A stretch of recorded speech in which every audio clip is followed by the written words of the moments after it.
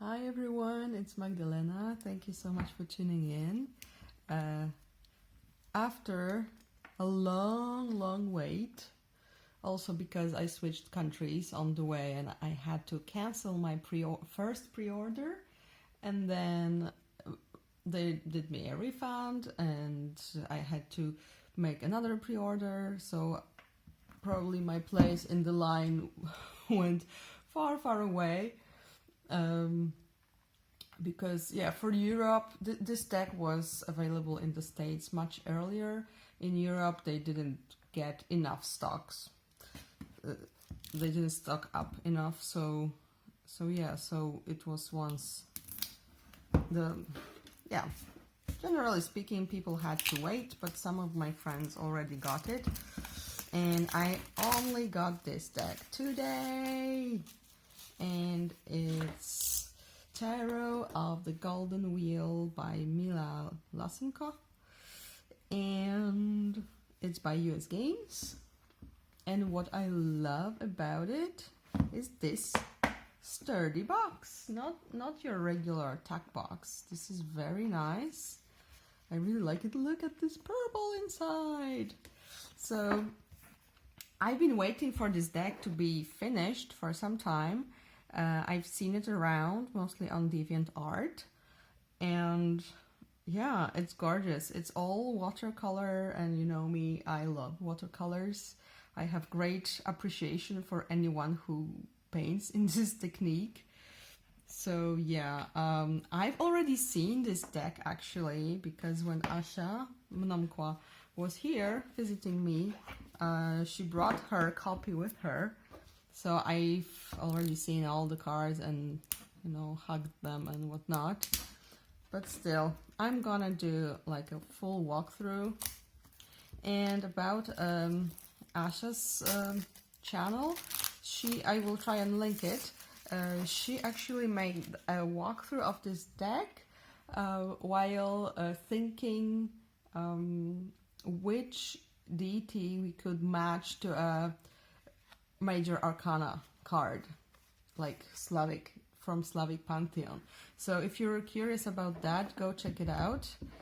And I agree with her that if we were, because you will see that in the guidebook there are no like assigned deities to the cards, but if we were to assign them, they would probably be mostly, possibly only matched with majors, because in the minors it's just, well, let's say regular people and gorgeous Eastern European, Eastern Slavic outfits. So yeah, this is the not so little white book. I cannot talk today, sorry, maybe I'm so excited. I love the font and that it has a little more on each card. Wait a minute, let's see. So yeah, so you have also for the minors, you have like not only keywords but some explanation here, plus upright and reverse, your standard stuff, and you get this spread. So it's the Tarot of the Golden Wheel, so we have the wheel, which looks pretty cool. Yeah, golden wheel spread. And there's the artist. And that's it. So, oh, come on. These are the backs, and the cards are a bit taller. It seems like, wait a minute, I have the US Games CBD to compare. Now this is the CBD, and if we put it like this, oh, it's also much wider. So yeah, so this is how it would look like. But if we put it like this, it's more or less as tall as a regular tarot card. And yeah, I prefer the cardstock of the CBD. It's thicker and more springy. This one is a bit thinner, but it's still, well, okay, nice. And yeah, we got the Fool, got the Magician. He doesn't look that Slavic to me. It's like really hardcore fantasy with a tinge of Slavicness there.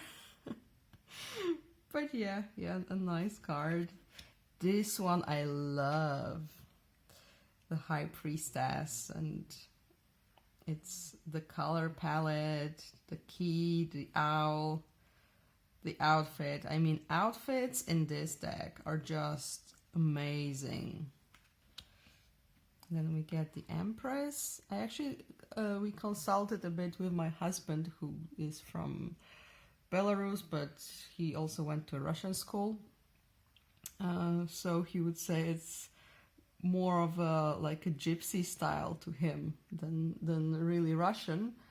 But yeah, it still matches the whole picture here.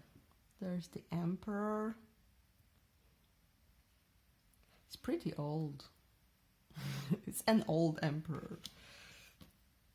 Then, yeah, so I will mention if something of my thoughts differ with Asha's, or we have updates, because we also chatted about this stuff later on, and so she said she would call this if it was a deity, it would be Rod, so the god creator, god of the family, of your clan.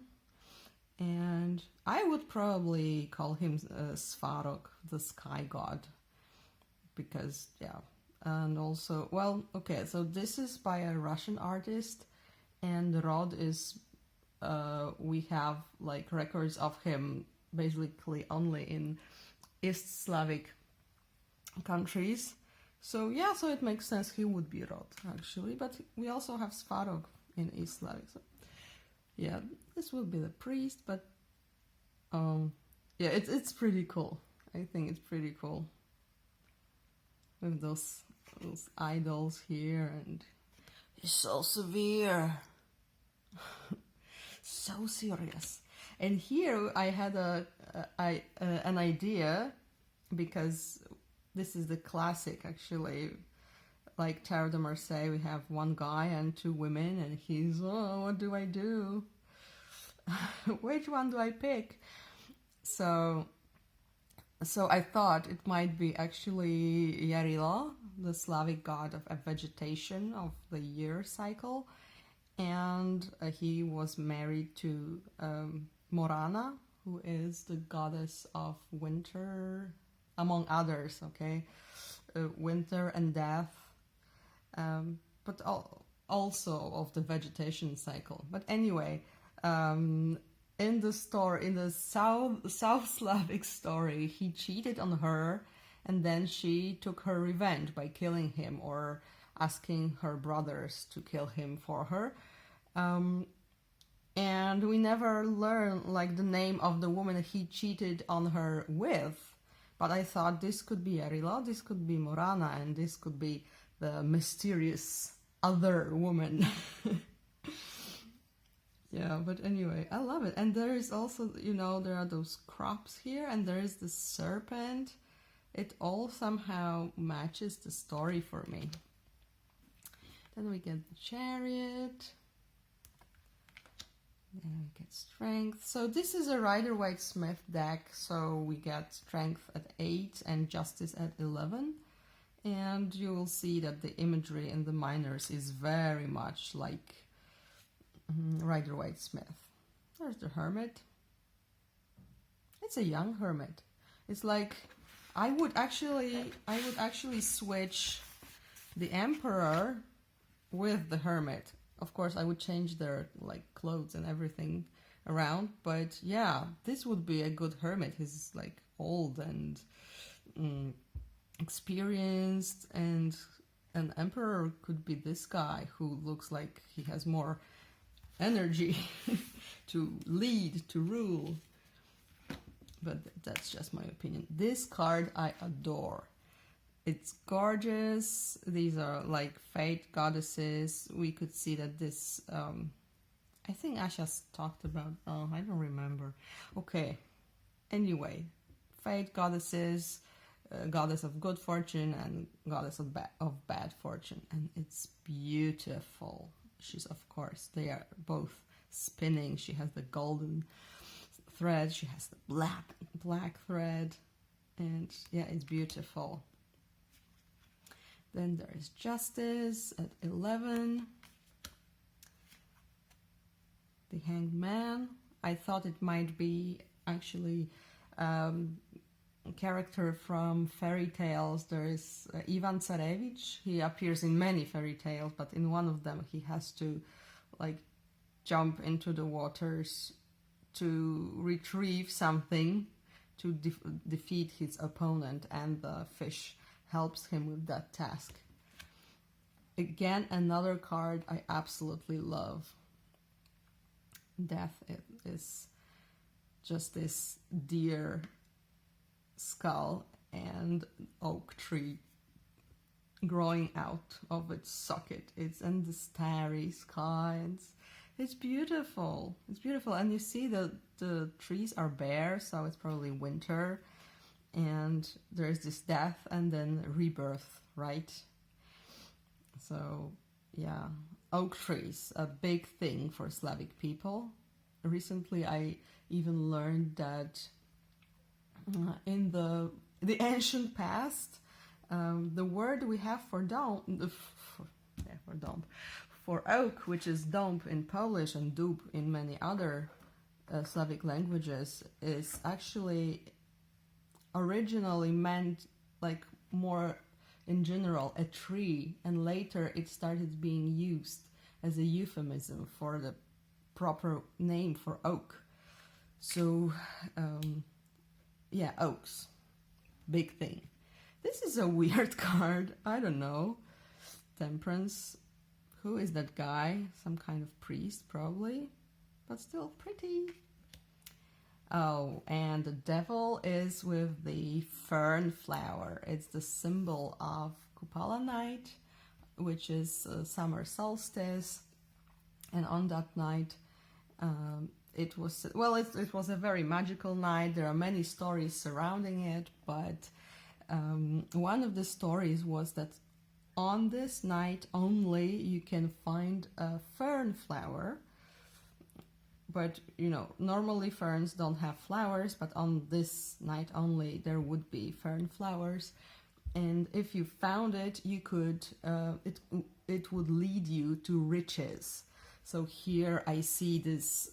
And then, of course, if you became like greedy and caring only about money, it would lead you to bad stuff. So only if you were really like prepared for this abundance, it would benefit you. But many people would search for it because they wanted money. So here I see this greed and being like consumed by this greed for the fortune. I see the fern flower as a symbol of illumination, that, as I said, if you try and find it when you're not ready for it, it doesn't serve you, only when you're prepared. Plus, of course, it's a great excuse for the couples to go together into the woods in the night and have some fun. Yeah, we're looking for the fern flower. Wink, wink. So yeah, the tower, it's just a pretty tower burning. Maybe it relates to some fairy tale, I don't know. The star is beautiful. It's beautiful.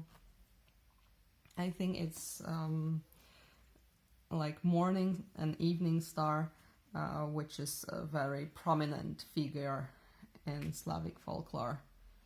Then we get this gorgeous Wolfie on the moon. Great. Then on the sun we get Yarila, about whom I mentioned talking about the Lovers card. I think it's him because in Eastern Slavic representations he's usually shown like on a white horse, a young man without shoes. And yeah, he represents the vegetation cycle, so we could say he's like the sun which also goes through cycles. Then we get Judgment, and she's gorgeous. There are so many swan maidens in Slavic folklore. It's not even funny.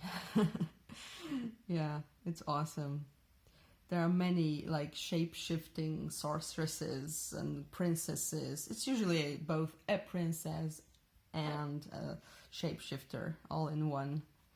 It's probably a callback to the like little goddesses, so Velas, the nymphs, who could change their shape also into a swan, but also into a horse and into a wolf and falcon. But yeah, swans, popular.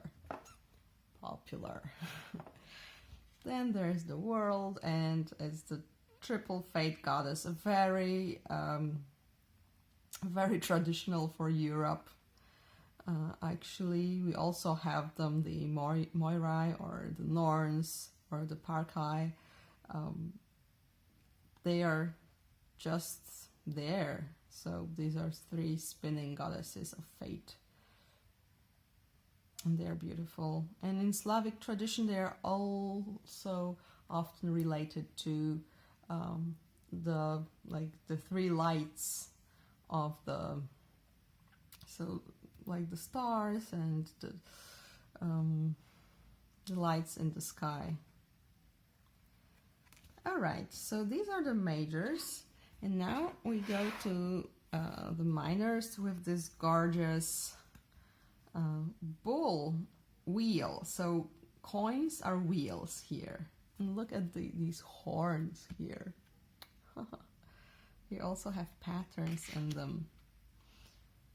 And 2 of wheels, 3 of wheels. I'm not sure about this one. I mean, what is he making? Is it like a vase? And is he... actually, he should have this... I don't know what it's called. But you know, you use these 2 tools. Like you have this one and you... Boop, boop, boop, boop. But maybe he put it down somewhere and now he's admiring his work or something. Also, it's weird to be making a vase this way, and I don't know, it's weird. But that's probably only me. 4 of wheels. I love the outfits, like the hats, everything. 5 of wheels, look how cold they are. 6 of wheels. I like this. Sharing. 7 of wheels. Like, look at that. He has wheels growing from the field, and also he's like giving this grain to the crows, like from behind him, his back. Intriguing. 8 of wheels. 9 of wheels, and I love that there is the rooster here. Very Slavic. And it's gorgeous too. It's a gorgeous rooster. And finally 10 of wheels. Beautiful outfits. This deck is like candy. It's a box of candy. Okay? I really like court cards in this deck. The Page of Wheels. Knight of Wheels. And the Queen of Wheels. Oh my god, she has a spinning wheel. How awesome is that? Of course, she's the Queen of Wheels. She has a spinning wheel. Logical. And the King. Yeah, the old guys are pretty severe in this deck. Like, Then, wands. They are fiery, and they have the Firebird. So here it's rooster-like in Slavic tradition, because there's the Firebird. It's called Žab Ptica in Russian, and we say Žab Ptak. but we also have in the folklore, there's Rarok, who was, it is believed that it was some kind of like bird version, or like a familiar of Svarog. Just the name was changed because of the taboo, so you would change one letter, one like consonant, and pronounce it differently, so not to use the real name. But it's Rarok is actually kind of a falcon. So anyway, it's a gorgeous Firebird here. 2 of Wands, so they're fighting, but just look at those clouds. I mean, you can do that only in watercolor, only in this technique. I love it. I love it. I love watercolor clouds. Call me silly, but that's just how I feel. 3 of Wands. Okay, he sees the bright future here. 4 of Wands. This is so cute. Oh, we're happy together. Whee, and doves and everything. 5 of Wands, pretty playful. 6 of Wands. 7 of Wands with wolfies.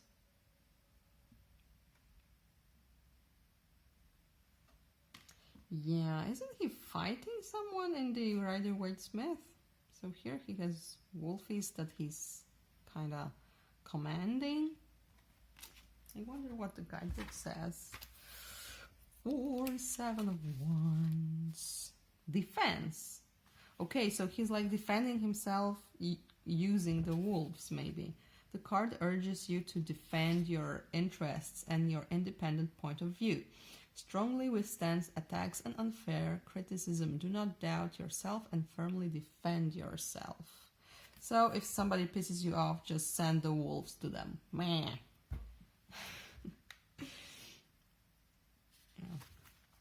Oh, and every minor has, oh no, every card has a keyword actually in the guidebook. So for the Hermit you get solitude. For Wheel of Fortune there's eternal movement. And for the minors also, so you have,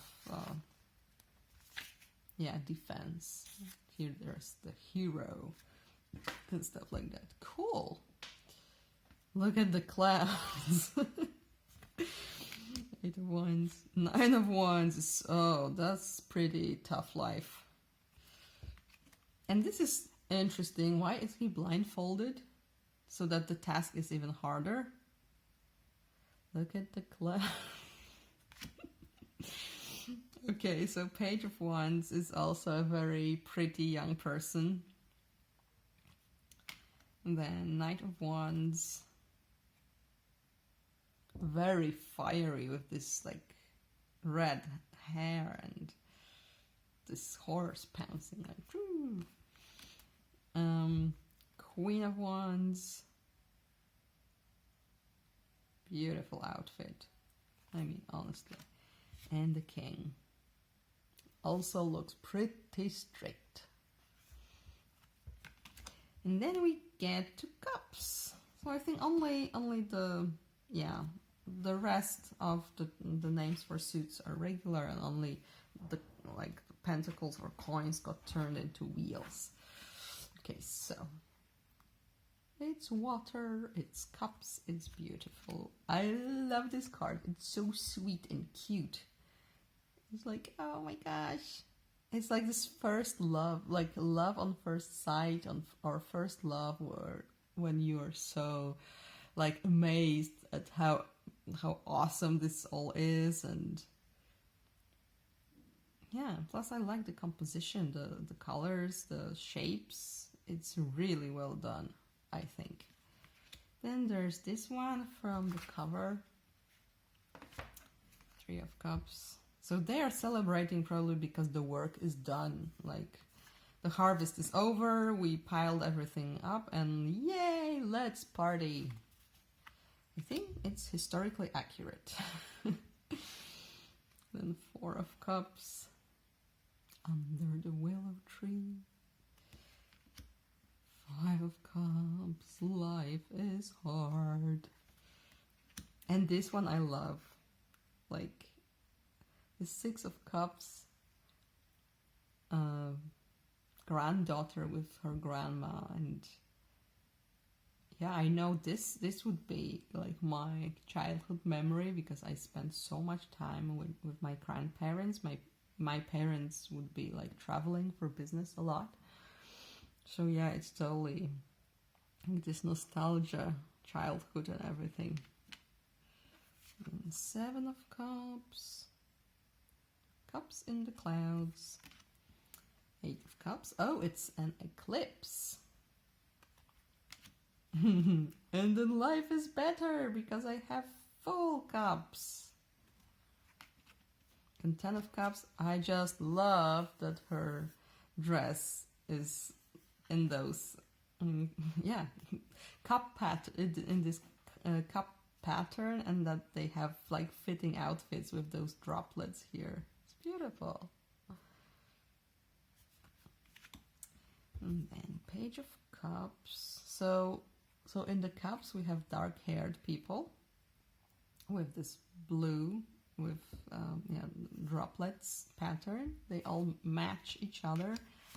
I love this Knight of Cups. He's so like, oh, Lancelot. Something like that. Because not Galahad. Usually the Knight of Cups we say it's Galahad, but somehow he looks too experienced to me to be Galahad, so maybe Lancelot. Then the lady from the box, Queen of Cups with the swan. It's so gorgeous, plus the willows everywhere. The willows are water trees, like they really like water, they grow near water, so it makes perfect sense. And the king. What is that? Oof. Oh, I was so scared that it was like a damaged card, but I think it's just some leftovers from cutting the deck. Oof. Okay.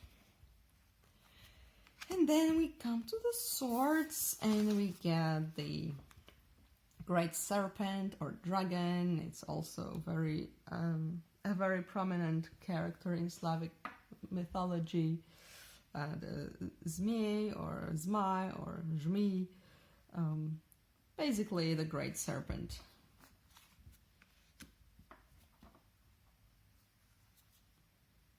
And it also, just like in Norse mythology, it guards the roots of the world tree.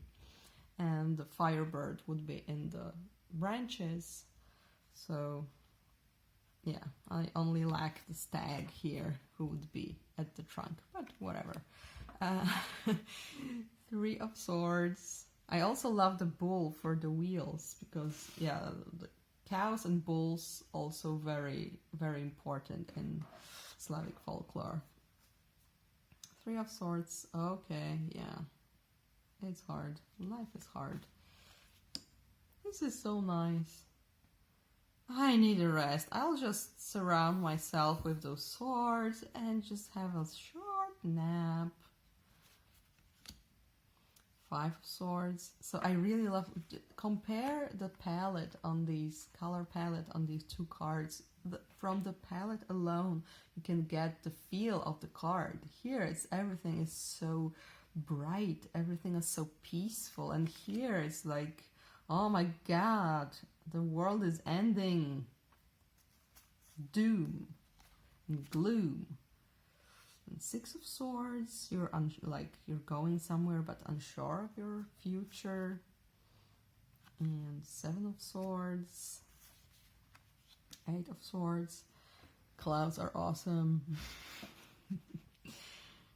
I adore those long sleeves in those like traditional Russian outfits. Yeah, if you don't know, it's the like Eastern Slavic style. It's not a Polish outfit at all. You cannot say it's like general Slavic outfit.